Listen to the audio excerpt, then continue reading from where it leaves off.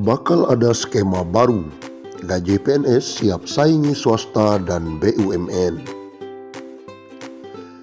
Pemerintah melalui Kementerian Pendayagunaan Aparatur Negara dan Reformasi Birokrasi atau Kemenpan-RB akan mengubah penilaian PNS di kementerian dan lembaga. Langkah ini bertujuan agar PNS bisa mendapatkan penghasilan lebih besar.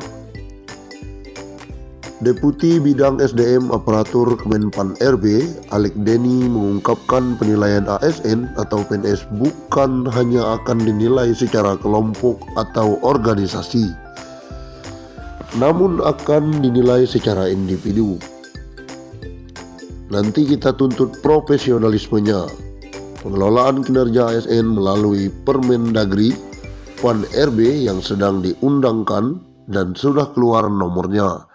Sebentar lagi akan kita sosialisasikan, kata Alek. Hal pertama kali yang akan dilakukan untuk memperbaiki kinerja PNS ini, kata Alek, yakni dengan meningkatkan keterampilan. Pemerintah pun akan menyiapkan anggaran tambahan agar ASN atau PNS bisa mendapatkan beasiswa untuk mempertambah keterampilannya. Kita mulai menyiapkan kebijakan learning well agar mereka dibekali anggaran untuk belajar. Sambil melakukan penilaian secara individu masing-masing ASN, pemerintah juga sambil menyiapkan konsep penghargaan atau reward untuk para ASN. Konsep reward yang diberikan kepada ASN tersebut sedang dibicarakan dengan Kementerian Keuangan.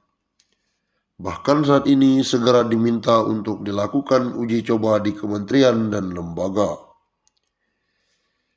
Kita juga akan buat salary ranks yang pasti harus wajar dan kompetitif, karena kita ingin meng-attract talenta-talenta terbaik untuk mau bergabung sebagai ASN. Jadi bukan hanya gaji, kita bicara insentif. Pasalnya selama ini meskipun ASN saat ini mendapatkan tunjangan kinerja, kenyataannya tukin tersebut tidak bisa meningkatkan produktivitas. Nah, sistem insentif saat ini yang akan dibentuk adalah insentif yang sifatnya berdasarkan kinerja. Semakin baik dan produktivitas ASN meningkat, maka insentif yang akan diterima akan semakin besar. Kalau orangnya performanya nggak dapat,